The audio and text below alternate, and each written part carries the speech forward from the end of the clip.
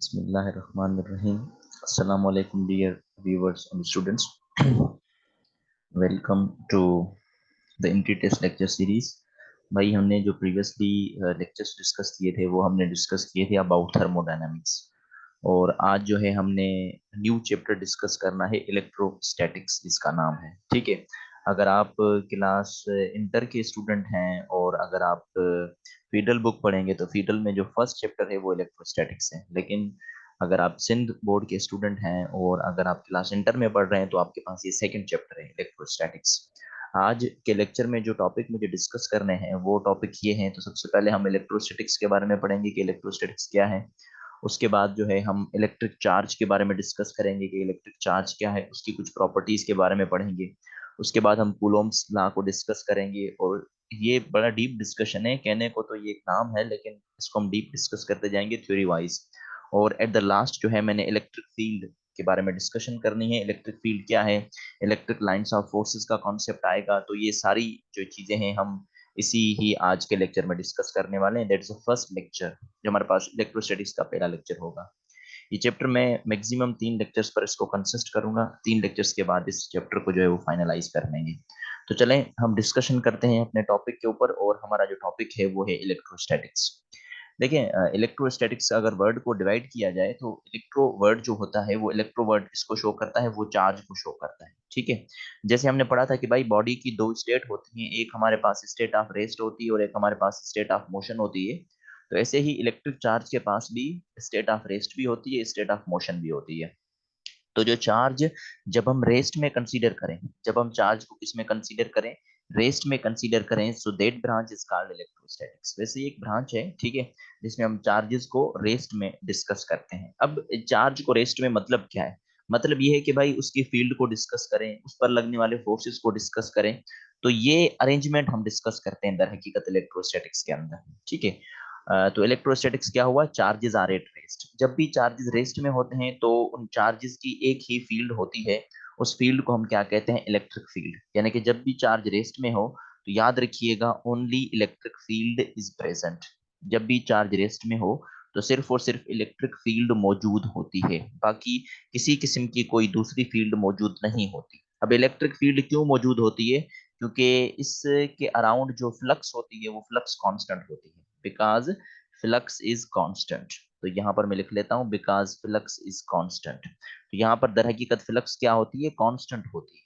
तो ये basic concept याद रखिएगा कि जब चार्जेस रेस्ट में हो, जब चार्जेस रेस्ट में हो तो उन चार्जेस के पास सिर्फ और सिर्फ इलेक्ट्रिक फील्ड मौजूद होती है। जब मोशन में आ जाएं तो हम करंट इलेक्ट्रिसिटी वाले चैप्टर में पढ़ेंगे तब कौन सी फील्डें होती हैं, लेकिन फिलहाल आपने ये ध्यान में रखना है कि जब चार्ज रेस्ट में हो तो सिर्फ और सिर्फ इलेक्ट्रिक फील्ड प्रेजेंट होती है इस केस के अंदर। अच्छा, ये फंडामेंटल कॉन्सेप्ट है इसकी कॉन्सेप्ट में। उसके बाद हम डिस्कस करते हैं कि इलेक्ट्रिक चार्ज हमारे पास क्या है। ठीक है, तो इलेक्ट्रिक चार्ज आपके पास एक इंट्रिंसिक प्रॉपर्टी होती है। अच्छा, इंट्रिंसिक प्रॉपर्टी क्या है, इंट्रिंसिक प्रॉपर्टी एक ऐसी प्रॉपर्टी का नाम होता है जिसकी ओरिजिन के बारे में आपको नहीं पता। यानी कि मुझे नहीं पता कि चार्ज दर हकीकत आई कहाँ से, इंट्रिंसिक प्रॉपर्टी। वैसे जैसे हमारे पास क्लासिकल फिजिक्स में जो है वो होती है मास, तो मास भी हमारे पास एक इंट्रिंसिक प्रॉपर्टी है। तो इसी तरीके के साथ जो इलेक्ट्रिक चार्ज है उसे भी हम क्या कहते हैं, उसे भी हम एक इंट्रिंसिक प्रॉपर्टी का नाम दे देते हैं। तो इलेक्ट्रिक चार्ज एक इंट्रिंसिक प्रॉपर्टी है। ये जो इलेक्ट्रिक चार्ज है ये किसी भी मटेरियल ऑब्जेक्ट को अट्रैक्ट भी कर सकती है, रिपेल भी कर सकती है। अब अगर ये अट्रैक्ट करेगी या रिपेल करेगी तो दर हकीकत ये फोर्स अप्लाई करती है, जिसे हम क्या कहते हैं, इलेक्ट्रिक फोर्स का नाम दे देते हैं। यानी कि ये एक इलेक्ट्रिक प्रॉपर्टी है जो किसी भी बॉडी पर क्या लगाती है, एक इलेक्ट्रिक फोर्स लगाती है। ठीक है, अब वो जो इलेक्ट्रिक फोर्स होगा वो दो किस्म की नेचर का होता है। अब वो इलेक्ट्रिक फोर्स जो है वो अट्रैक्शन का भी हो सकता है, वो जो इलेक्ट्रिक फोर्स है वो रिपल्शन का भी हो सकता है। अगर किसी भी दो चार्जेस के दरमियान में इलेक्ट्रोस्टैटिक फोर्स ऑफ अट्रैक्शन हो तो आप समझ जाएं कि जो चार्जेस होंगी उनकी नेचर क्या होंगी, उनकी नेचर होंगी opposite charges. The charges are opposite, उनकी नेचर अपोजिट चार्जेस होंगी। और अपोजिट चार्जेस कहने का मतलब क्या होता है, अपोजिट चार्जेस कहने का मतलब ये होता है कि एक पॉजिटिव चार्ज होगी तो एक नेगेटिव चार्ज होगी। इसी तरीके के साथ अगर आपके पास किसी भी दो चार्जेस के दरमियान में जो फोर्स हो उसकी नेचर अगर रिपल्सिव नेचर है तो रिपल्सिव नेचर में आप समझ जाएं कि आपके पास जो चार्जेस प्रेजेंट हैं वो एक जैसी चार्जेस प्रेजेंट हैं, सिमिलर चार्जेस। और सिमिलर चार्जेस कहने का क्या मतलब है कि अगर एक नेगेटिव है तो दूसरी भी नेगेटिव होगी, अगर एक पॉजिटिव है तो दूसरी भी क्या होगी, पॉजिटिव होगी। तो ये बेसिक कॉन्सेप्ट याद रखिएगा अबाउट चार्ज। ठीक है। अब इसका मतलब ये हुआ कि हमारे पास नेचर में सिर्फ दो चार्जेस मौजूद हैं, एक पॉजिटिव है एक नेगेटिव है हमारे पास। अब ये चार्जेस बनती कैसे हैं, जिसको हम पॉजिटिव और नेगेटिव चार्जेस का कॉन्सेप्ट कहते हैं। तो आपके पास जो पॉजिटिव चार्ज होती है किसी भी मतलब मटेरियल पर, जब पॉजिटिव चार्ज आ जाए तो पॉजिटिव चार्ज कहने का मतलब ये होता है कि उस मटेरियल से इलेक्ट्रॉन क्या हुआ है, लॉस हुआ है। क्योंकि इलेक्ट्रॉन के ऊपर नेगेटिव चार्ज है तो इलेक्ट्रॉन लॉस होगा, यानी नेगेटिव चार्ज निकल जाएगी, तो इट बिकम्स पॉजिटिव चार्ज, वो पॉजिटिव चार्ज हो जाएगी। तो पॉजिटिव चार्ज का क्या मतलब है, लॉस ऑफ इलेक्ट्रॉन। इसी तरीके के साथ अगर आपके पास नेगेटिव चार्ज हो जाए तो नेगेटिव चार्ज का क्या मतलब है, दैट गेन ऑफ इलेक्ट्रॉन। यानी कि इलेक्ट्रॉन किसी भी मटेरियल में प्रेजेंट हो गया है तो उसे हम क्या कहते हैं, नेगेटिव चार्ज कहते हैं। तो पॉजिटिव का प्रोटॉन के कॉन्सेप्ट मत लीजिएगा कि आप कहें कि यहाँ पर प्रोटॉन आ रहा है, नहीं, प्रोटॉन न्यूक्लियस के अंदर होता है, तो ट्रांजिशन दर हकीकत इलेक्ट्रॉन की होती है। तो अगर इलेक्ट्रॉन लॉस हो रहा है तो पॉजिटिव चार्ज, अगर इलेक्ट्रॉन गेन हो रहा है तो नेगेटिव चार्ज। जब भी याद रखिएगा, अगर इलेक्ट्रॉन किसी भी एटम के अंदर इन हो रहा है यानी गेन हो रहा है, तो वहां पर उसका मास थोड़ा सा बढ़ जाता है, क्योंकि इलेक्ट्रॉन के ऊपर भी तो कोई ना कोई मास है, वो भी क्या हो जाएगा, बढ़ जाएगा। तो जब भी कोई नेगेटिव चार्ज हो जाए तो आप क्या कहेंगे, स्लाइटली ग्रेटर मास, यानी कि उसका मास क्या हो गया, बढ़ गया, स्लाइटली ग्रेटर मास, ये याद रखिएगा। यानी कि अगर इलेक्ट्रॉन गेन हो जाए तो स्लाइटली ग्रेटर मास हो जाता है, क्योंकि इलेक्ट्रॉन अगर अंदर आया तो उसका कोई ना कोई मास, कोई ना कोई जो है वो अमाउंट जो वो उसके अंदर प्रेजेंट हो जाएगा। और अगर इलेक्ट्रॉन लॉस हो रहा है तो इसका मतलब है कि वो मास बाहर की तरफ जा रहा है, निकल रहा है। अगर बाहर की तरफ निकल रहा है तो इसका क्या मतलब हुआ, स्लाइटली लेसर मास। यहाँ पर मैं वर्ड स्लाइटली क्यों यूज कर रहा हूँ, क्योंकि ये थोड़ा सा मास होता है, ज्यादा सा मास नहीं होता, स्लाइटली लेसर मास। तो याद रखिएगा ये दो किस्म के ऑब्जेक्टिव्स ही हैं कि पॉजिटिव चार्ज और नेगेटिव चार्ज में से जो ज्यादा मास है वो किसका होगा। तो आप कहेंगे जो वहां पर नेगेटिव चार्ज होती है तो गेन ऑफ इलेक्ट्रॉन होता है तो उसका मास बढ़ जाएगा, स्लाइटली ग्रेटर मास होता है गेन ऑफ इलेक्ट्रॉन के केस में। तो ये कुछ फंडामेंटल कॉन्सेप्ट्स थे जो हमने यहाँ पर क्या कर लिए, डिस्कस कर लिए। ठीक है। उसके बाद ये जो किसी भी एटम के अंदर इलेक्ट्रॉन गेन होता है या इलेक्ट्रॉन लॉस होता है, इस मेथड को हम क्या कहते हैं, कंडक्शन मेथड। ठीक है। यानी कि यहाँ पर मैं रेड लाइन से लिख लेता हूँ कि भाई यहाँ पर जो इलेक्ट्रॉन लॉस हो रहा है या गेन हो रहा है किसी भी एटम के अंदर, उस प्रोसेस को हम क्या कहते हैं, उस प्रोसेस को हम कहते हैं कंडक्शन प्रोसेस। ठीक है। और चार्ज को ट्रांसफर करने का एक और मेथड भी होता है जिसको हम क्या कहते हैं, बाय इंडक्शन मेथड। तो अगर मैं थोड़ा सा आपको इंडक्शन का कॉन्सेप्ट दे दूं, तो बाय इंडक्शन का मतलब क्या होता है, बाय इंडक्शन का मतलब ये दर हकीकत इंडक्शन जो है वो इलेक्ट्रॉन के, सॉरी इलेक्ट्रॉन नहीं बल्कि किसी भी चार्ज की जो है वो ट्रांसफर का नाम नहीं होता, बल्कि इंडक्शन में क्या होता है, रीअरेंजमेंट होती है। किसकी रीअरेंजमेंट होती है, चार्जेस की रीअरेंजमेंट होती है। तो इंडक्शन का क्या मतलब है, इंडक्शन का मतलब है रीअरेंजमेंट ऑफ चार्जेस। अब रीअरेंजमेंट ऑफ चार्जेस का मतलब क्या है, चलें इसको डिस्कस कर लेते हैं। ठीक है। यानी कि यहाँ पर इलेक्ट्रॉन ट्रांसफर होने का कोई कॉन्सेप्ट नहीं है, बल्कि यहाँ पर जो चार्जेस हैं वो क्या हो जाती है, रीअरेंज हो जाती है। जैसे मैं आपको एग्जांपल दे रहा हूँ कि मेरे पास कोई एक मटेरियल बॉडी है, लेकिन वो मटेरियल बॉडी क्या है, न्यूट्रल है। तो यहाँ पर ये हमारे पास बॉडी है जो हमारे पास एक न्यूट्रल वन है। ठीक है। अब न्यूट्रल बॉडी का क्या मतलब हुआ, न्यूट्रल बॉडी का मतलब ये हुआ कि इस बॉडी के ऊपर जो क्यू नेट है, क्यू नेट का क्या मतलब है, नेट चार्ज, वो किसके बराबर है, जीरो के बराबर।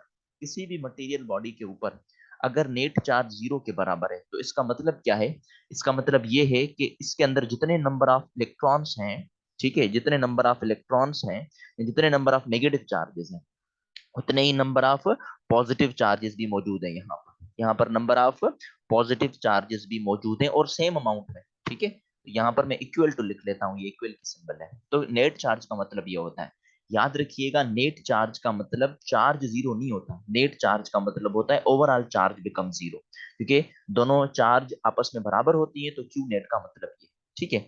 लेकिन इस मटेरियल के अंदर जो चार्जेस अरेंज हुई पड़ी हैं वो कुछ ऐसे हैं, जैसे मेरे पास ये एक पॉजिटिव चार्जेस हैं जो इस मटेरियल के ऊपर है, और ये एक न्यूट्रल वन है। ठीक है। और इसी के अंदर ही हमारे पास जो है वो नेगेटिव है, जो मैं ब्लैक से शो कर देता हूँ, ये नेगेटिव है, लेकिन सेम अमाउंट से प्रेजेंट है तो इसकी नेट चार्ज जीरो है। अब अगर इसके करीब मैं कोई चार्ज बॉडी लेके आ रहा हूँ, ठीक है, अब अगर इसके करीब हम कोई चार्ज बॉडी लेके आ रहे हैं तो हम क्या देख रहे हैं, और वो चार्ज बॉडी आप अज्यूम कर लें कि पॉजिटिव चार्ज है, ठीक है, ये पॉजिटिव चार्ज है जो हम इसके करीब लेके आए। तो ये क्या करेगी, ये जो पॉजिटिव चार्ज बॉडी इसके करीब लेके आ रहे हैं, ये न्यूट्रल के अंदर जो चार्जेस हैं उनको रीअरेंज कर लेगी। और कैसे रीअरेंज कर लेगी, वो कुछ इस तरीके के साथ रीअरेंज कर लेगी कि जो नेगेटिव चार्ज होंगी न्यूट्रल बॉडी के अंदर, वो उस पॉजिटिव बॉडी के करीब चली जाएंगी कुछ ऐसे, और जो पॉजिटिव होंगी वो उसकी कुछ दूसरी साइड चली जाएंगी, यानी कि ऐसे। तो ये क्या हुआ, ये हमारे पास रीअरेंजमेंट ऑफ चार्जेस हो गई। देखें, इलेक्ट्रॉन ट्रांसफर नहीं हुआ लेकिन रीअरेंजमेंट ऑफ चार्ज हो गई।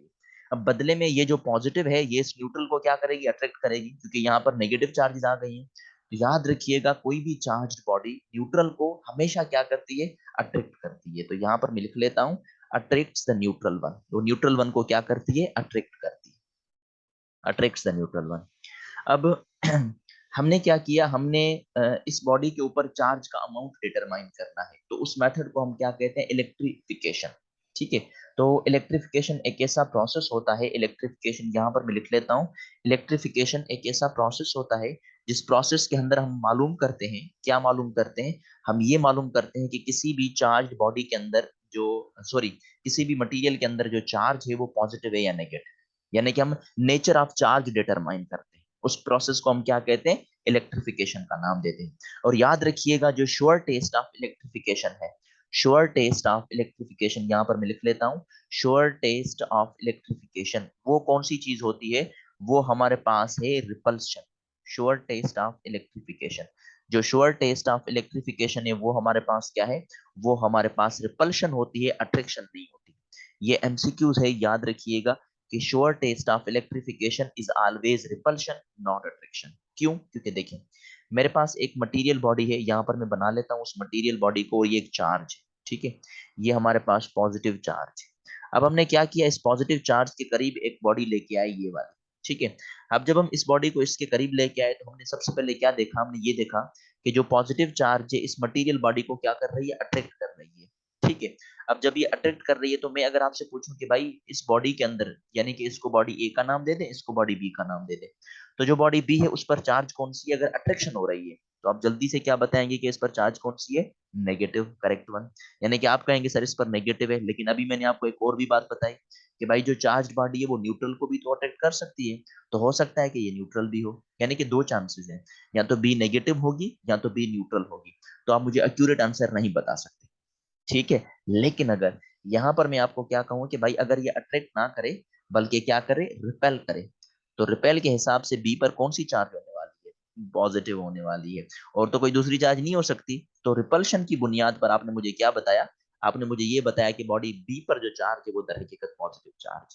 तो याद रखिएगा, देखें पहले नहीं पता था लेकिन अभी आपने मालूम करके बताया, जब मैंने आपको कॉन्सेप्ट दिया, कौन सा, रिपल्शन का कॉन्सेप्ट दिया। तो जो श्योर टेस्ट ऑफ इलेक्ट्रिफिकेशन है ना, वो कौन सी है, वो रिपल्शन है। ये एमसीक्यूज याद रखिएगा।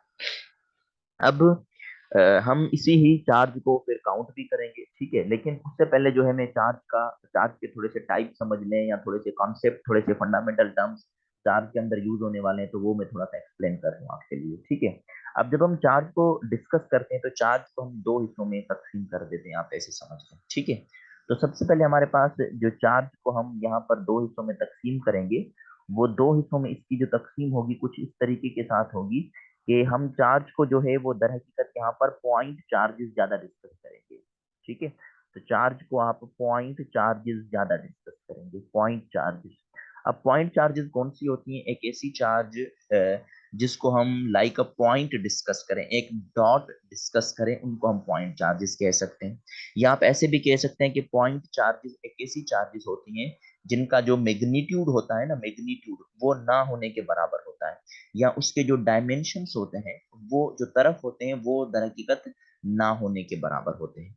यहाँ पर मैं लिख लेता हूँ कि भाई जो पॉइंट चार्ज है वो दर हकीकत क्या है, निग्लिजिबल डायमेंशंस की बुनियाद पर होता है, निग्लिजिबल डायमेंशंस।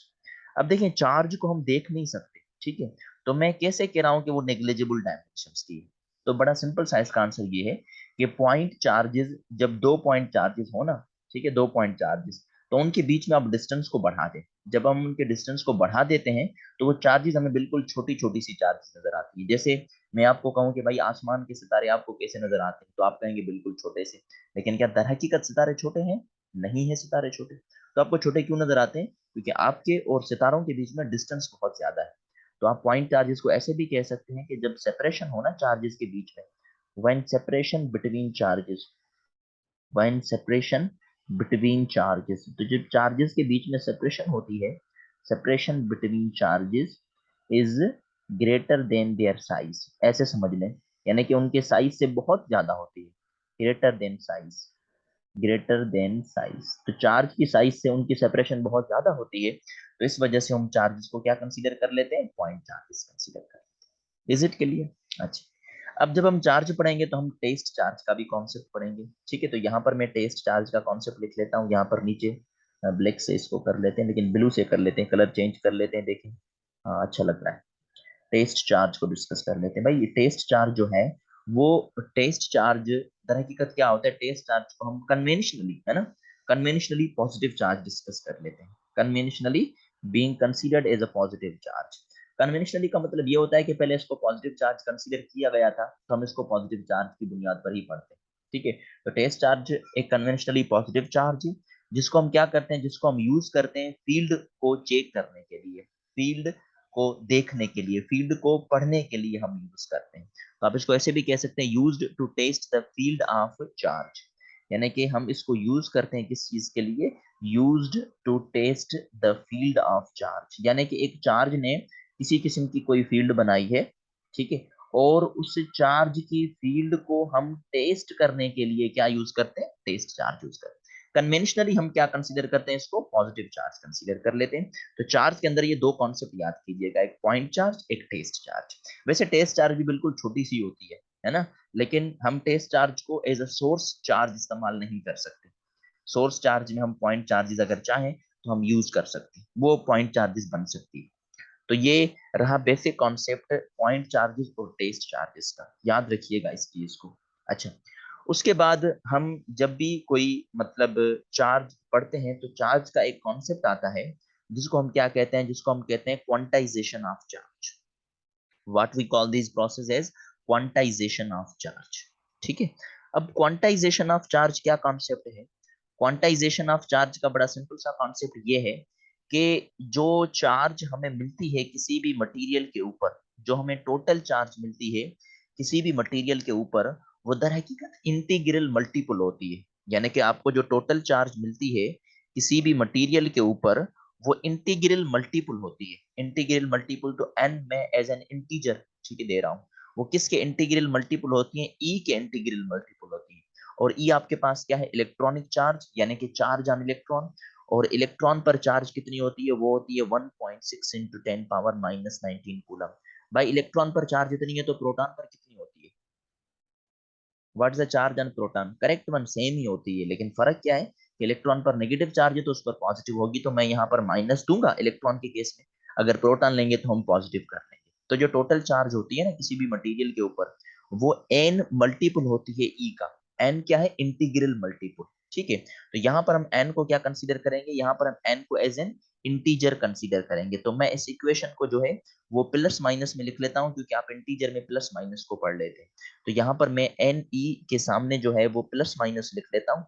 अब प्लस माइनस आप खुद पहचानेंगे। ठीक है, प्लस कब आएगा? जब चार्ज इलेक्ट्रॉन बाहर की तरफ जा रहा है। ठीक है, और नेगेटिव कब होगा? जब इलेक्ट्रॉन अंदर की तरफ आ रहा है। ठीक है, इलेक्ट्रॉनिक चार्ज का कॉन्सेप्ट आपको मिल गया। अगर मुझे इस एन की वैल्यू चाहिए, इस इंटीजर की वैल्यू चाहिए, तो मैं इस इंटीजर की वैल्यू कैसे निकालूंगा? ये ई मल्टीप्लाई कर रहा है, उस साइड आके डिवाइड करेगा, तो एन किसके बराबर हो जाएगा? एन बराबर हो जाएगा क्यू डिवाइडेड बाय ई। तो ये एक फंडामेंटल सा कॉन्सेप्ट है। ये दो फार्मूलाज याद कीजिएगा, फार्मूला एक ही है, एक में हमने सिर्फ उसकी अरेंजमेंट को जो है वो अलग कर दिया है इस केस के अंदर।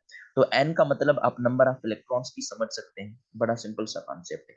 एन को हम इंटीजर पढ़ते हैं, लेकिन ये जो एन है ना, ये फ्रैक्शनल भी हो सकता है, लेकिन ये क्वार्क से केस में होता है। तो ये एक एक्स्ट्रा पॉइंट लिख लीजिएगा कि जो एन है वो हमारे पास क्या, वो हमारे पास फ्रैक्शनल भी हो सकता है। फ्रैक्शनल समझ रहे हैं ना? 1/2, 1/3, 1/4 ऐसे। तो एन फ्रैक्शनल भी हो सकता है, लेकिन फ्रैक्शनल किसके केस में होता है? वो होता है क्वार्क्स के केस में। अब क्वार्क्स के केस में ये चीज होती है, तो ये हम अगर मेरे पास शायद न्यूक्लियर फिजिक्स का चैप्टर है, तो हम क्वार्क्स में इसको डिस्कस करेंगे, वहां पर एन की वैल्यू 2/3 होती है, तो ऐसे हम अरेंजमेंट कर लेते हैं इनकी। वो दर हकीकत उसकी स्पिन की बुनियाद पर होती है, तो उसको आप फिलहाल छोड़ दें, मुझे एंटीजर्स के कॉन्सेप्ट नहीं लेना है। अगर मैं आपको कहूं कि 1 कूलम चार्ज, ज्यादातर एमसीक्यूज आता है कि 1 कूलम चार्ज में नंबर ऑफ इलेक्ट्रॉन्स कितने हैं, how many number of electrons in 1 coulomb charge, how many number of electrons are there in 1 coulomb charge, are there in 1 C coulomb charge, 1 coulomb charge. भाई 1 coulomb charge में number of electrons कितने होते हैं, सबसे पहला सवाल ये है। तो देखें क्यू की वैल्यू आपको 1 कूलम मिल गई, ठीक है, और ई की वैल्यू आपको पता है, तो हमें एन ढूंढना है। तो एन किसके बराबर होता है, एन बराबर होता है क्यू डिवाइडेड बाय ई। तो क्यू की जगह पर 1 लिखेंगे और ई की जगह पर हम क्या लिखेंगे, 1.6 इंटू 10⁻−19, ठीक है। तो यहाँ पर भी कूलम आएगा, तो कूलम कूलम तो कैंसिल, तो वैसे भी ये नंबर पूछ रहा है, ठीक है, तो नंबर तो हमको एक्यूरेट नंबर बता सकते हैं। तो जब आप 1 को इसके साथ डिवाइड करेंगे तो आंसर क्या आएगा, 6.25 इंटू 10⁻18 इलेक्ट्रॉन्स। याद रखिएगा ये नंबर ऑफ इलेक्ट्रॉन्स होते हैं किसमें, 1 कूलम चार्ज, ठीक है। तो ये बेसिक सा कॉन्सेप्ट है। अच्छा हाँ, नंबर ऑफ प्रोटॉन्स में भी कर सकते हैं, कोई इशू नहीं। तो ये दर हकीकत बेसिक सा कॉन्सेप्ट होता है जिसको हम क्या कहते हैं, क्वांटाइजेशन ऑफ चार्ज, कि जो चार्ज है वो क्वांटाइज्ड है। तो आप इसको होल नंबर्स की फॉर्मेशन में भी डिस्कस कर लेते हैं। तो ये थोड़ा सा कॉन्सेप्ट है जिसको आपने क्या करना है, समझना है यहाँ पर। अच्छा, इसके मुतालिक मैं दो कॉन्सेप्ट समझा दूं तो हमारे पास ये जो है फिर पार्ट होता है क्लियर अबाउट चार्ज। जो चार्ज हम मैयर करते हैं वो हम मैयर करते हैं इलेक्ट्रोमीटर से, ठीक है। अगर एमसीक्यूज आ जाए ना कि चार्ज वुड बी मैयर्ड, चार्ज को हम मैयर कहाँ से करते हैं, तो याद रखिएगा उस डिवाइस को हम कहते हैं इलेक्ट्रोमीटर। तो इलेक्ट्रोमीटर एक ऐसी डिवाइस है जिसमें हम चार्ज को क्या करते हैं, मैयर करते हैं। लेकिन एक और डिवाइस होती है जिसको हम क्या कहते हैं, इलेक्ट्रोस्कोप का नाम देते हैं। अब इलेक्ट्रोस्कोप से हम क्या करते हैं, इलेक्ट्रोस्कोप से हम चार्ज को मैयर नहीं करते बल्कि चार्ज को डिटेक्ट करते हैं कि किसी मटेरियल पर जो है वो पॉजिटिव है या नेगेटिव है। जैसे गोल्ड लीफ इलेक्ट्रोस्कोप आपको पढ़ाई जाती है क्लास मैट्रिक में, ठीक है।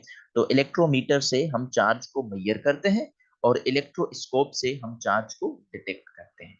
तो ये पहला पार्ट होता है कंप्लीट हमारे आज के टॉपिक का, जिसमें हमने क्या पढ़ा, जिसमें हमने चार्ज के बारे में पढ़ा। मैं थोड़ा सा रिवीजन दे देता हूँ आपको पीछे।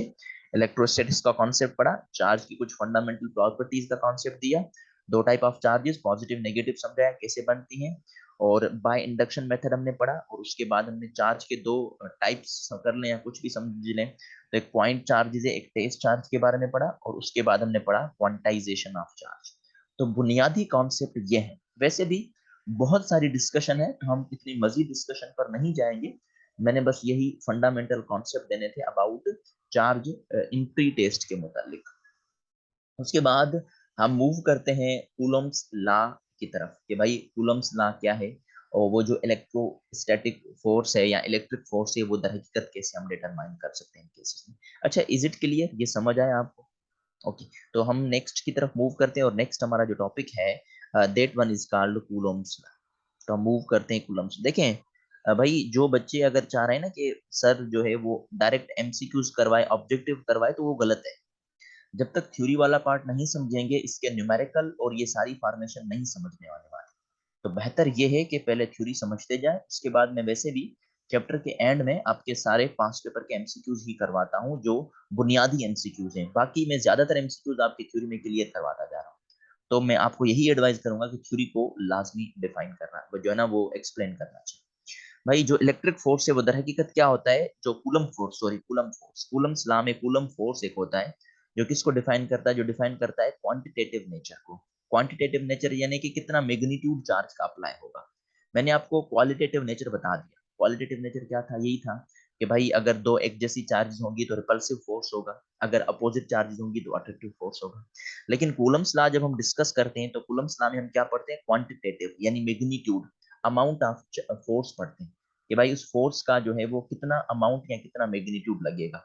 तो आप सिंपली ऐसा कह सकते हैं कि कूलम्स लॉ में हमें क्या पता चलता है, कूलम्स लॉ में हमें पता चलता है क्वांटिटेटिव और क्वांटिटेटिव एनालिसिस कह दें, ठीक है। तो यहाँ पर मैं लिख लेता हूँ क्वालिटेटिव क्वांटिटेटिव एनालिसिस। और क्वांटिटेटिव का मतलब समझा दिया मैंने, मैग्नीट्यूड या अमाउंट, किसका मैग्नीट्यूड या amount, quantitative analysis of electric force. Electric force का हमें क्वांटिटेटिव एनालिसिस मिल जाता है, ठीक है, यानी कि उसके मैग्नीट्यूड के बारे में पता चलता है कि इलेक्ट्रिक फोर्स का मैग्नीट्यूड दर हकीकत क्या होगा और किन किन चीजों पर डिपेंड करेगा। उसके बाद ये जो इलेक्ट्रिक फोर्स की हम बात कर रहे हैं अभी, वो इलेक्ट्रिक फोर्स किन किन चीजों पर वैलिड है उसको हम समझ लेते हैं कि ये वैलिड किसके लिए है। याद रखिएगा, ये सबसे पहले तो वैलिड है स्टैटिक चार्जेस के लिए, one of the most important point. यानी कि चार्जेस मोशन में आए, हमें ये चीज डिस्कस नहीं करनी। फिर हम डिस्कस करते हैं मैक्सवेल की कंडीशन में फोर्सेस के बारे में पढ़ते हैं, मैग्नेटिक फोर्सेस। तो यहाँ पर इलेक्ट्रिक फोर्सेस की में हम सिर्फ स्टैटिक चार्जेस के बारे में डिस्कस करेंगे। और उसके बाद जो दूसरी पॉइंट होनी चाहिए वो ये होनी चाहिए कि भाई जो कूलम्स लॉ है वो दर हकीकत पॉइंट चार्जेस के बीच में वैलिड है। पॉइंट चार्जेस बता दिया था मैंने कि वो छोटी सी चार्जेस होती हैं, और चार्जेस छोटी सी वैसे होती नहीं है, तो हमें क्या करना होता है, हमें डिस्टेंस को बहुत ज्यादा करना बढ़ाना होता है is compare to their sizes. तो सबसे पहले चार्जेस क्या होनी चाहिए, स्टैटिक। दूसरी की चार्जेस कौन सी होनी चाहिए, पॉइंट चार्जेस होनी चाहिए। तो ये दो बड़े सिंपल से कॉन्सेप्ट है। उसके बाद अगर हम कूलम्स लॉ की स्टेटमेंट की तरफ हम मूव करें कि कूलम्स लॉ में अगर हम स्टेटमेंट को डिस्कस करें तो स्टेटमेंट क्या कहता है। मैं पूरी स्टेटमेंट को नहीं लिख रहा, ठीक है, क्योंकि ये सारी चीजें आप थ्योरेटिकल पढ़ चुके हैं। मैं मैथमेटिकल फॉर्मेशन को डिस्कस करूंगा। कूलम्स लॉ की मैथमेटिकल स्टेटमेंट हमें बताती है कि अगर आपके पास कोई भी दो चार्जेस हों, ठीक है, एक चार्ज है जिसको हम Q1 कह रहे हैं, वो independent of nature of charge. भाई हो सकता है दोनों पॉजिटिव हो सकता है दोनों नेगेटिव हो सकता है एक पॉजिटिव हो एक नेगेटिव हो, तो वो दर हकीकत क्वालिटेटिव नेचर बताएगा।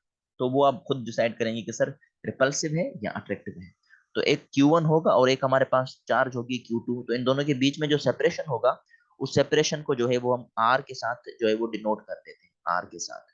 तो इन दो चार्जेस के बीच में जो इलेक्ट्रोस्टैटिक फोर्स होगा वो डिपेंड करेगा दोनों की मैग्नीट्यूड के ऊपर, यानी कि F is directly proportional to the magnitude of Q1 and Q2। दोनों के मैग्नीट्यूड पर, किसी एक के मैग्नीट्यूड पर नहीं। यानी कि अगर दोनों चार्जेस के मैग्नीट्यूड को बढ़ाएंगे तो फोर्स बढ़ेगा, अगर दोनों चार्जेस के मैग्नीट्यूड को कम करेंगे तो फोर्स कम होगा।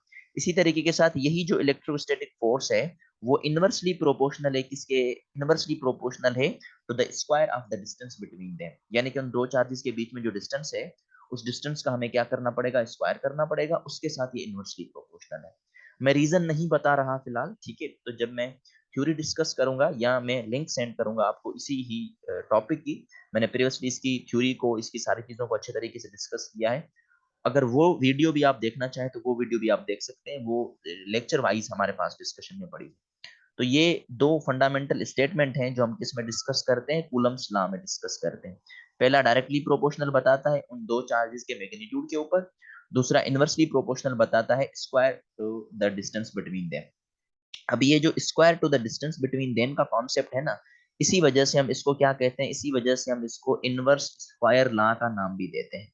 We call this one as inverse square law. ठीक है, तो यहाँ पर मैं लिख लेता हूँ, this one is called inverse square law. तो इस वजह से this law is known as inverse square law. एक और इनवर्स स्क्वायर लॉ भी है, अगर आपके जहन में हो तो मुझे जल्दी से बता दें। और कोई जहन में आ रहा है इनवर्स स्क्वायर लॉ? हाँ हाँ, F is equal to GM1M2/R², तो वो भी जो है वो इनवर्स स्क्वायर लॉ होता है। अच्छा, इसके मतलब जो एमसीक्यू देंगे वो बड़े सिंपल से होंगे, ठीक है।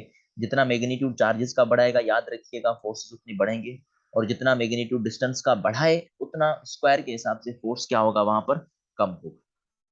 तो इसके एमसीक्यूज बड़े इजी हैं, इतने डिफिकल्ट नहीं है, लेकिन अंडरस्टैंड करना है, उन चीजों को समझना है, उसके बाद ही जो है वो आप उसको आगे की तरफ कंटिन्यू कर सकते हैं, ठीक है।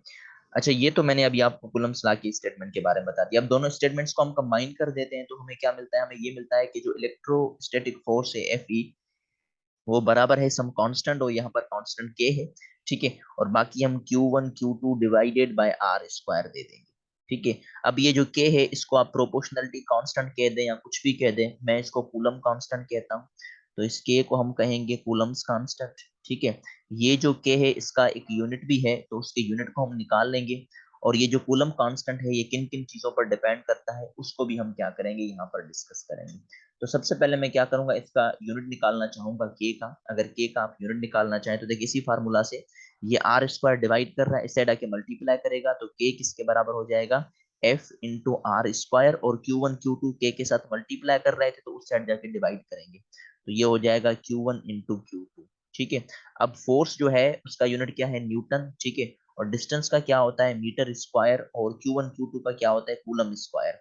तो इसको आप ऐसे भी लिख सकते हैं, newton metre square coulomb inverse square. Unit लाजमी है, हो सकता है किसी एमसीक्यूज में यूनिट दे दे, तो के का यूनिट क्या है, newton metre square coulomb inverse square. ये एक के कांस्टेंट है, इसकी कोई ना कोई एक वैल्यू होती है, और इसकी जो वैल्यू है वो किस चीजों पर डिपेंड करती है वो भी मैं यहाँ पर लिख लेता हूँ। इट्स वैल्यू डिपेंड्स अपॉन, दो चीजों पर डिपेंड करती है। सबसे पहले हमारे पास क्या है, सबसे पहले हमारे पास है सिस्टम ऑफ यूनिट, यानी कि आपने कौन सा सिस्टम ऑफ यूनिट लिया है उस पर के की वैल्यू डिपेंड करती है। देखिए क्यों डिपेंड करती है, बड़ा सिंपल सा रीजन है। यहाँ पर मीटर स्क्वायर है, लेकिन अगर मैं सेंटीमीटर दूंगा तो मुझे कुछ और वैल्यू मिलने वाली है। ठीक है, तो हम इसको जो है ना, जहाँ पर न्यूटन है तो न्यूटन के ऊपर अगर मैं डाइन लिखूंगा तो मुझे कोई और आंसर मिलेगा। तो it depends upon system of unit. और दूसरा क्या, दूसरा होता है चार्जेस के बीच में मीडियम, मीडियम बिटवीन चार्जेस। तो याद रखिएगा के की वैल्यू दो चीजों पर डिपेंड करती है, एक सिस्टम ऑफ यूनिट पर, दूसरा मीडियम बिटवीन चार्जेस के ऊपर, के चार्जेस के बीच में मीडियम क्या है। ठीक है, अब अगर हमारे पास चार्जेस के बीच में मीडियम फ्री स्पेस हो, if medium is free space, ठीक है, यहाँ पर मैं लिख लेता हूं, अगर हमारे पास चार्जेस के बीच में मीडियम क्या हो, free space, if medium is free space, अगर हमारे पास चार्जेस के बीच में जो मीडियम है वो फ्री स्पेस है, तो फ्री स्पेस में जो के की वैल्यू होती है वो किसके बराबर होती है, वो बराबर होती है 1/4 पाई एप्सिलॉन नॉट। ठीक है, एप्सिलॉन नॉट क्या है इसको हम थोड़ा सा अवे कर देते हैं, और जब हम इसकी वैल्यूज को निकालते हैं एप्सिलॉन नॉट के हिसाब से, तो हमें इसकी जो वैल्यू मिलती है के की वैल्यू, वो हमें कितनी मिलती है, वो हमें मिलती है 9 × 10⁻⁹, और इसका यूनिट क्या होता है, newton into metre square coulomb inverse square, जो मैंने प्रीवियसली आपको प्रूफ करवाया। तो के की वैल्यू फ्री स्पेस में ये है कौन सी, 9 × 10⁻⁹ newton into metre square coulomb inverse square. तो आप जो इलेक्ट्रिक फोर्स की बात कर रहे थे उसको आप ऐसे भी लिख सकते हैं कि जो इलेक्ट्रिक फोर्स है वो के Q1 Q2/r² के बराबर था। तो के की जगह पर मैं लिख सकता हूँ 1/4 पाई एप्सिलॉन नॉट, और आप दूसरी एज इट इज रखें Q1 Q2 divided by R square. तो इलेक्ट्रोस्टैटिक फोर्स जो है उसका फार्मूला आपके पास एक ये बन गया in terms of free space. Free space में हम यही वैल्यू रख देते हैं। उसके बाद यहाँ पर जो एप्सिलॉन नॉट है इसको कहीं पर इलेक्ट्रिक कांस्टेंट भी कहा जाता है, या यहाँ पर इस एप्सिलॉन नॉट को हम क्या कहते हैं, इसको हम कहते हैं परमिटिविटी ऑफ फ्री स्पेस। इसको हम क्या कहते हैं, परमिटिविटी ऑफ फ्री स्पेस। ये फ्री स्पेस की परमिटिविटी होती है। सुनिए अभी, फ्री स्पेस की परमिटिविटी का मतलब क्या है, मैं बड़ा सिंपल सा कॉन्सेप्ट समझा देता हूँ आपको। इस परमिटिविटी ऑफ फ्री स्पेस का मतलब ये होता है कि मीडियम जो है ना, ये एक तो ये मीडियम की प्रॉपर्टी है, ठीक है, और फ्री स्पेस है तो ये फ्री स्पेस की प्रॉपर्टी है। ये चाहती है कि मीडियम कितना इंटरफेयर कर रही है चार्जेस के बीच में जो फोर्स लग रहा है उस पर। यानी कि अगर मेरे पास चार्जेस हैं दो, Q1 एंड Q2, ठीक है, इन दो चार्जेस के बीच में अगर कोई भी मीडियम है, सही है, तो इन दो चार्जेस के बीच में जो मीडियम है ना, उस मीडियम की एक प्रॉपर्टी है जिसको हम परमिटिविटी का नाम देते हैं। अब वो परमिटिविटी कितना इंटरफेयर कर रही है इन दो चार्जेस के फोर्स को, कितना इंटरफेयर कर रही है, यानी कि उसको कम कर रही है या उसको बढ़ा रही है, कितना इंटरफेयर कर रही है उसे हम क्या कहते हैं, permittivity of free space. That is actual concept permittivity. Permittivity का मतलब ये नहीं कि वो फोर्स उसको जाने देगी, नहीं नहीं। परमिटिविटी का मतलब क्या है कि वो अपने मीडियम को कह रही है कि आप इंटरफेयर करें, किसके बीच में, इन दो चार्जेस के बीच में जो फोर्स है उसको इंटरफेयर करें। तो ये है दर हकीकत बेसिक कॉन्सेप्ट इस परमिटिविटी ऑफ फ्री स्पेस का। अब ये जो परमिटिविटी ऑफ फ्री स्पेस है इसकी वैल्यू आप के हिसाब से निकाल सकते हैं।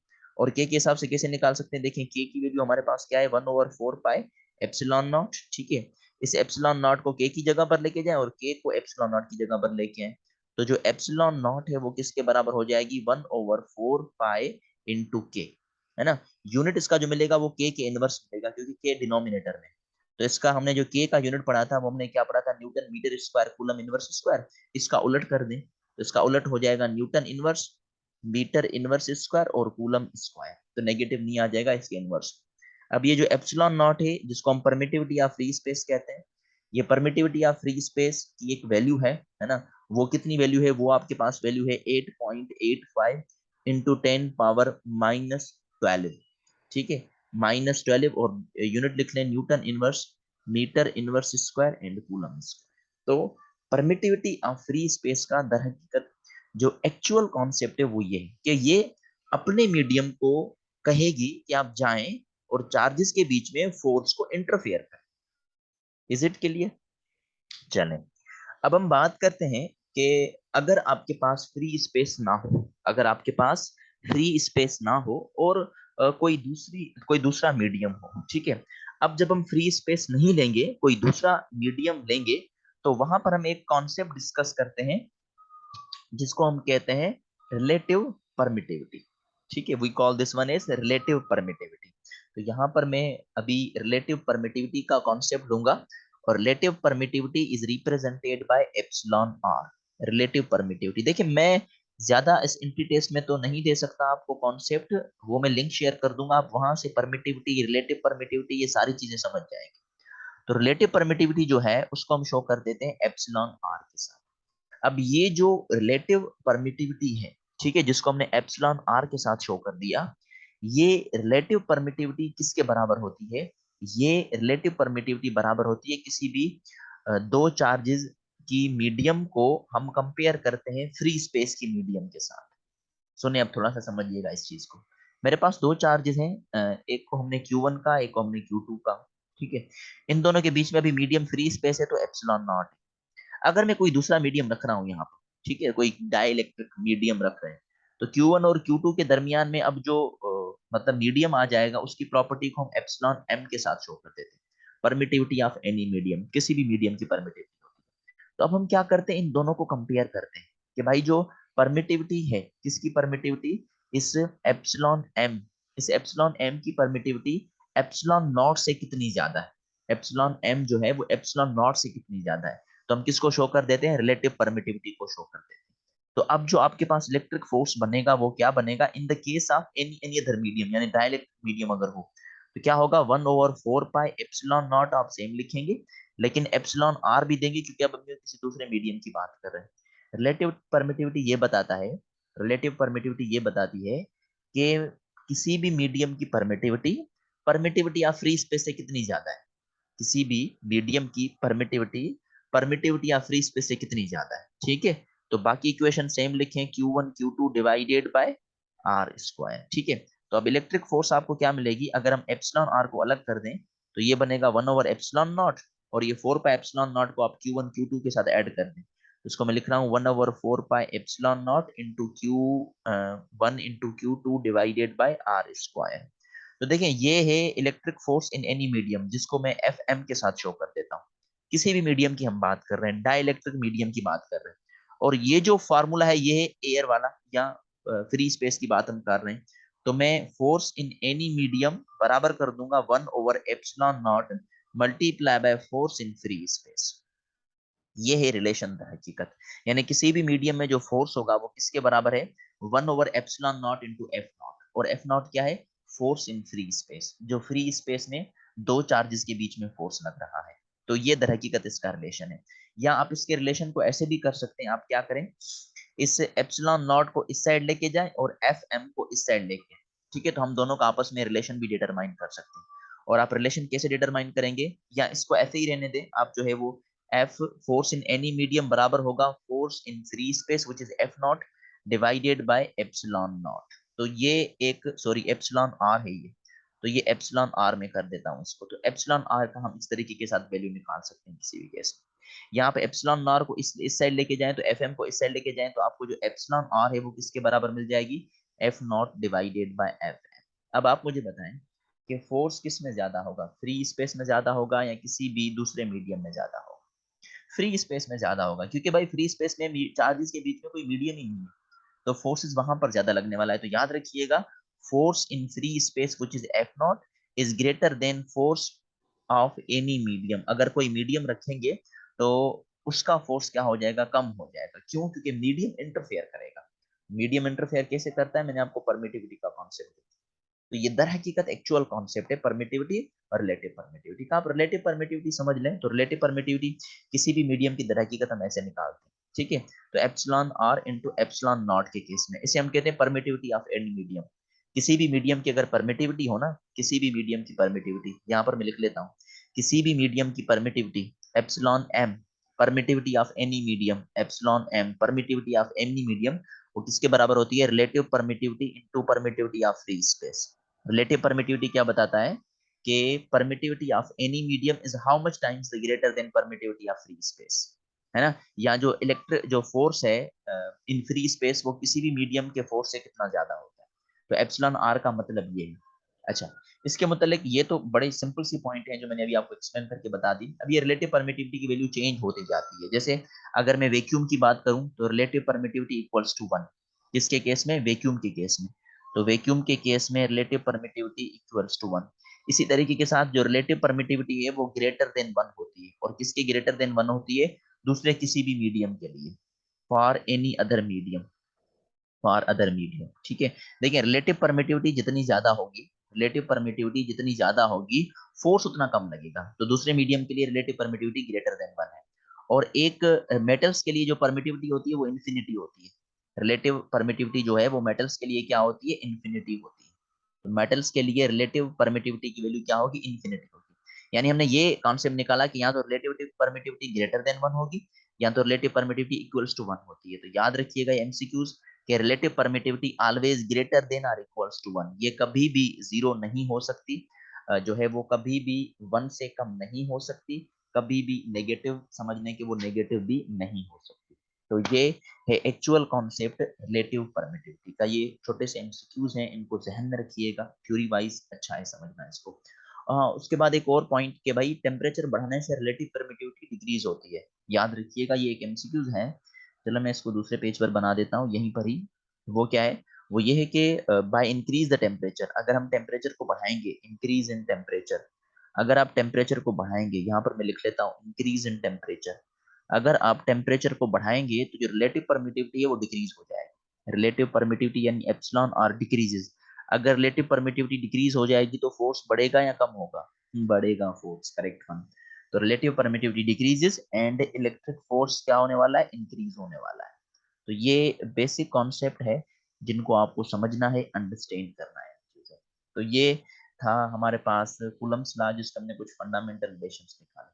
उसके बाद कुछ हम मजीद पॉइंट्स को यहाँ पर डिस्कस कर लेते हैं इस इलेक्ट्रोस्टैटिक फोर्स के बारे में।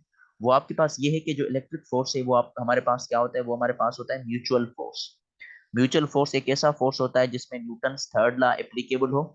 और न्यूटन थर्ड लॉ क्या कहता है कि भाई अगर एक बॉडी एक पर फोर्स लगाएगी तो दूसरी बॉडी भी सेम पर फोर्स लगाएगी, और उन फोर्सेस सेम होगा। ठीक है, जैसे मैं आपको कहूं कि बॉडी बॉडी जो है वो Q1 चार्ज Q1 जो है वो चार्ज Q2 पर फोर्स लगा रही है, जिसको जो है हम F21 का नाम दे देते हैं। तो इसी तरीके के साथ जो Q1 है वो Q2 पर भी फोर्स लगाएगी, जिसको हम -F12 का नाम दे देते हैं। इसको हम क्या कहते हैं, इसको हम कहते हैं म्यूचुअल फोर्स। इसमें न्यूटन का थर्ड लॉ वैलिड हो, इक्वल भी होंगे और अपोजिट इन डायरेक्शन होंगे, जाहिर सी बात है। और उसके बाद अगर मुझे इस फोर्स का डायरेक्शन चाहिए तो फोर्स का डायरेक्शन क्या होता है, वो हमेशा उस लाइन के अलोंग होता है जिस लाइन पर वो दोनों चार्जेस ज्वाइन। तो उसका अगर आपको डायरेक्शन चाहिए तो डायरेक्शन में यहाँ पर लिख लेता हूँ कि वो जो एक्ट करेगा, वो जो फोर्स एक्ट करेगा, एक्ट करेगा या लगेगा, वो acts along the line joining the charges, वो उस लाइन के अलोंग लगेगा जिस पर वो चार्जेस क्या करेंगी, ज्वाइन हो जाएंगी। लाइन ज्वाइनिंग द चार्जेस, वो चार्जेस को जो ज्वाइन करेंगे, ज्वाइनिंग चार्जेस।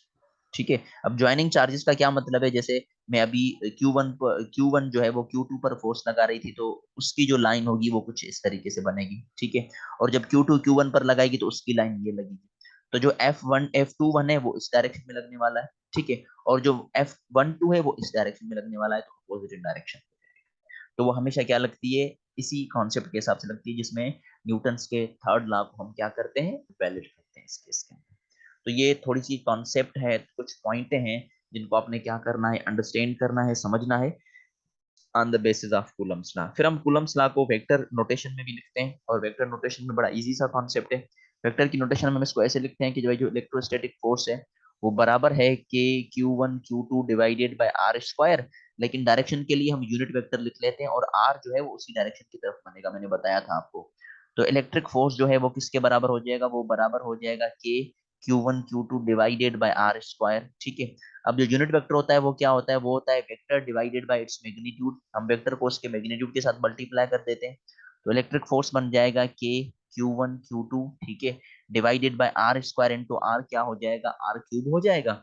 और ये जो ऊपर वाला आर है ये क्या है, इसका वेक्टर गिवन है। तो ये दर हकीकत कॉन्सेप्ट रहा इसका। यहाँ पर क्यूब कैसे आया समझिएगा, ये आर और आर स्क्वायर आपस में क्या हो जाएंगे, मल्टीप्लाई हो जाएंगे, और ये आर क्या है, ये दर हकीकत वेक्टर है। तो ये भी एक मेथड है इलेक्ट्रोस्टैटिक फोर्स को जब हम किसकी बुनियाद पर लिखेंगे, वेक्टर की नोटेशन में हम इसको लिख लेते हैं। तो ये है दर हकीकत बेसिक सा कॉन्सेप्ट जिसमें हम किसको डिस्कस करते हैं, जिसके अंदर हम कूलम्स लॉ को डिस्कस करते हैं।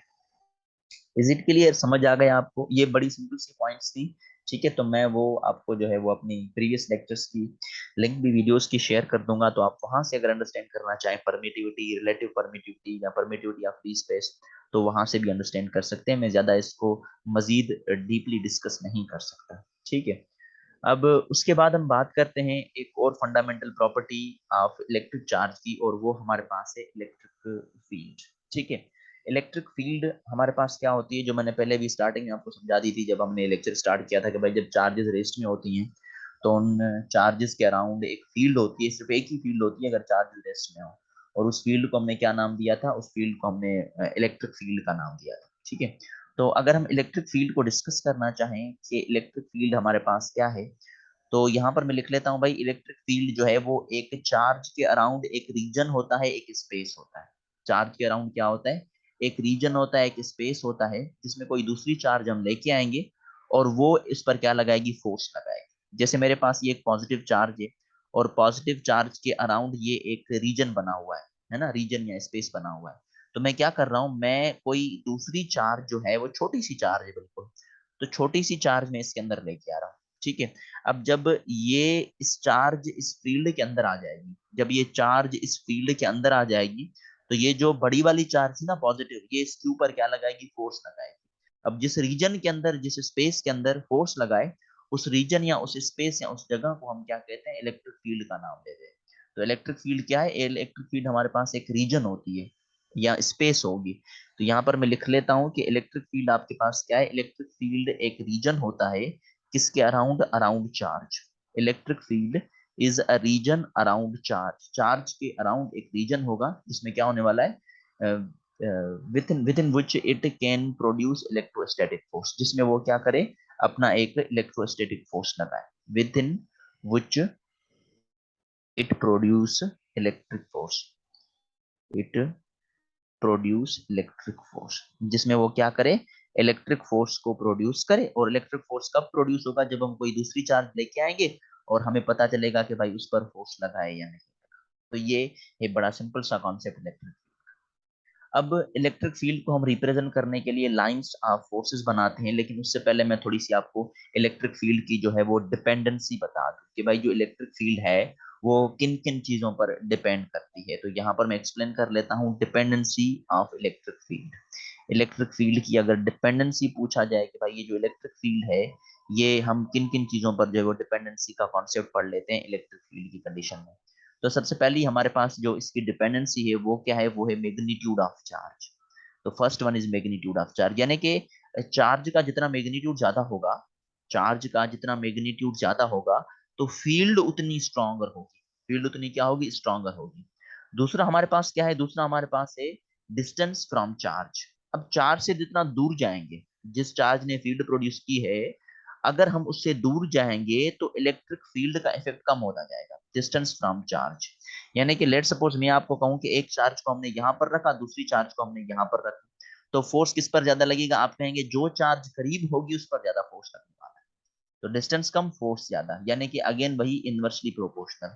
और जो थर्ड वन कॉन्सेप्ट है, वो थर्ड वन क्या है, वो है मीडियम अराउंड द चार्जेस। ठीक है, चार्जेस के अराउंड जो मीडियम है उस पर भी ये इलेक्ट्रिक फील्ड डिपेंड करेगी, जैसे इलेक्ट्रिक फोर्स डिपेंड कर रहा था मीडियम अराउंड चार्ज। तो चार्जेस के अराउंड मीडियम कौन सा है, इस चीज पर भी ये चीज डिपेंडेंट है। तो ये तीन चीजें हैं जिस पर इलेक्ट्रिक फील्ड डिपेंड करती है, याद रखिएगा। एक मैग्नीट्यूड ऑफ चार्ज, जितनी बड़ी होगी, जितना ज्यादा मैग्नीट्यूड होगा, इलेक्ट्रिक फील्ड उतनी स्ट्रॉन्गर होगी। दूसरा होता है डिस्टेंस फ्रॉम चार्ज, चार्ज से जितना दूर जाएंगे फील्ड का इफेक्ट कम होता जाएगा। तीसरी होती है medium around the charge, charge के अराउंड जितना मीडियम, जो मीडियम हो उसके हिसाब से फोर्स की वैल्यू क्या होती जाएगी, वेरी करती जाएगी। तो ये है बड़े सिंपल से कॉन्सेप्ट इलेक्ट्रिक फील्ड को समझने के लिए। अब ये जो इलेक्ट्रिक फील्ड है, जब हम बनाते हैं किसी भी चार्ज पर फोर्स लगाने के लिए, तो उस इलेक्ट्रिक फील्ड की कोई ना कोई एक इंटेंसिटी होती है, कोई ना कोई एक शिद्दत होती है। और वो इंटेंसिटी क्या होती है, वो इंटेंसिटी होती है force field on that charge. मतलब कोई भी आपके पास एक क्यू नॉट चार्ज है, यहाँ पर मैं एक्सप्लेन कर लेता हूँ। ठीक है। मेरे पास एक बड़ी सी चार्ज है जिसको हम पॉजिटिव चार्ज कह देते हैं। अब इसके करीब मैं क्या लेकर आ रहा हूँ, एक क्यू नॉट छोटी सी चार्ज लेके आया हूँ, टेस्ट चार्ज क्यू नॉट, छोटी सी चार्ज लेके आया मैं इसके अंदर। तो हुआ कुछ यूं कि भाई अगर मुझे इस फील्ड की इंटेंसिटी चाहिए, इंटेंसिटी, तो इंटेंसिटी हम क्या देखेंगे, इंटेंसिटी हम ये देखेंगे कि इस क्यू नॉट पर कितना फोर्स लग रहा है, that is called its intensity. और ये कौन सा फोर्स होगा, ये वही इलेक्ट्रिक फोर्स होगा।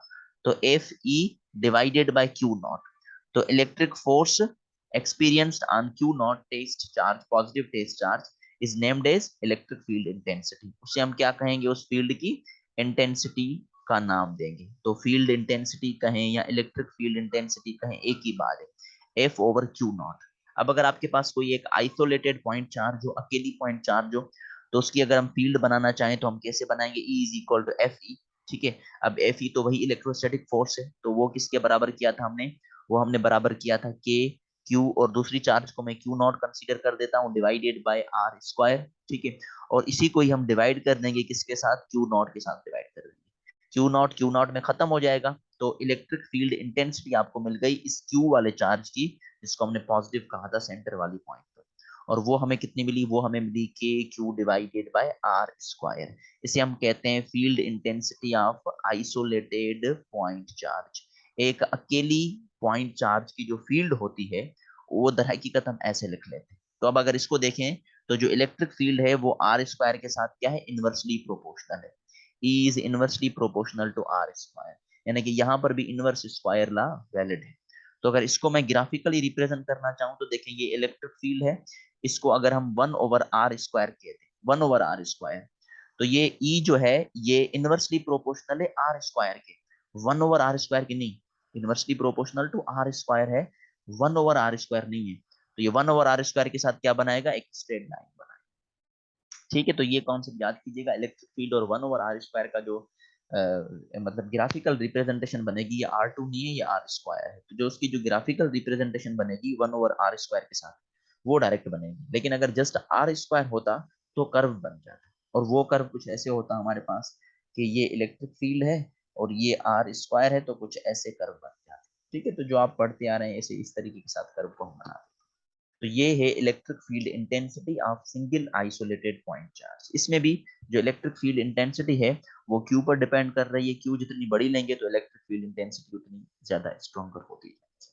तो ये रहा बेसिक सा कॉन्सेप्ट जिसमें हम फील्ड इंटेंसिटी या इलेक्ट्रिक फील्ड इंटेंसिटी को डिस्कस करते हैं।